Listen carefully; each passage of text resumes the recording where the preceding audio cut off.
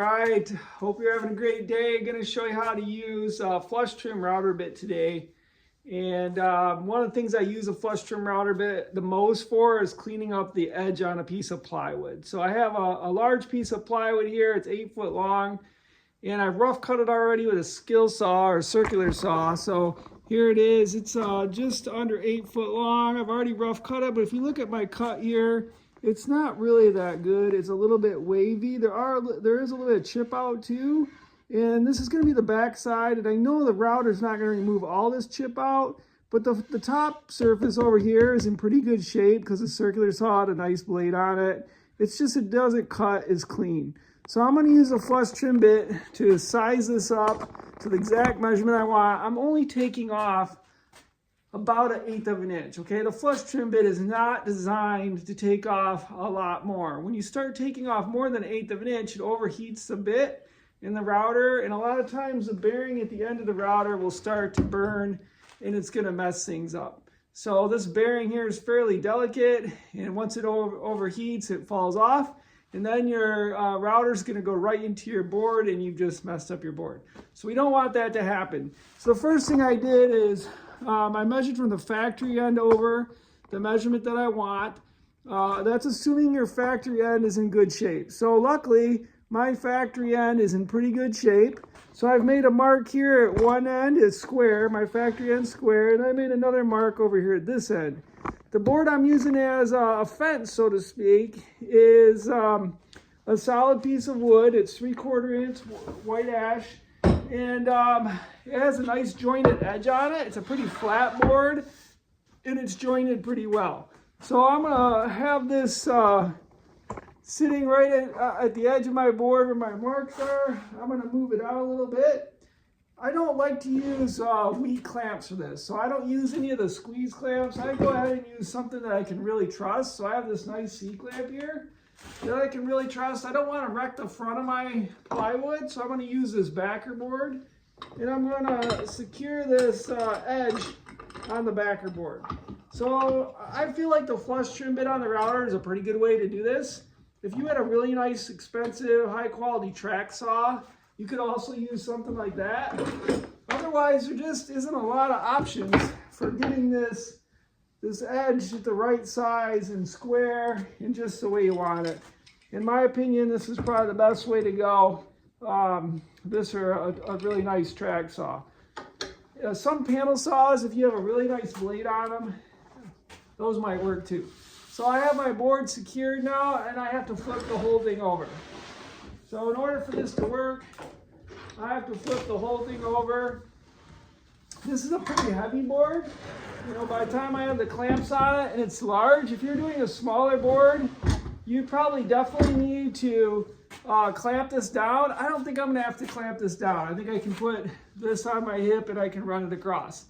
There's two types of cuts, you remember? There's a climb cut and there is a traditional cut. The climb cut, I'd be going clockwise around the board.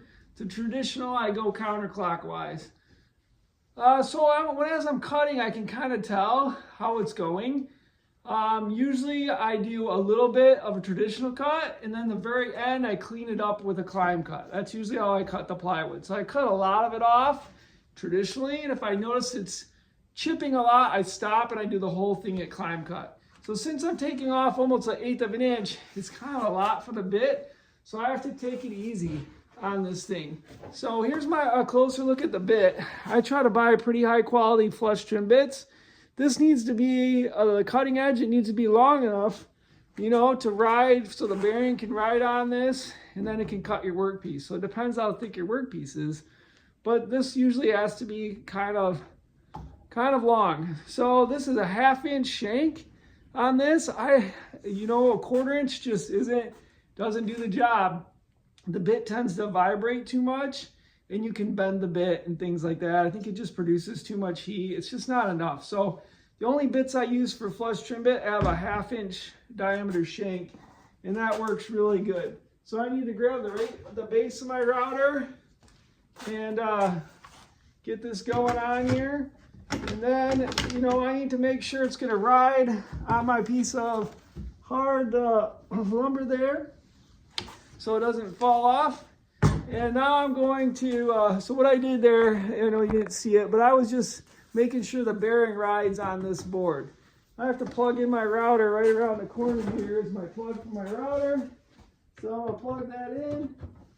All right, and you know, this process is kind of loud. That's probably one of my least favorite parts of this, is how loud it can be. So I got my ear gloves on, and I'm gonna fire this guy up.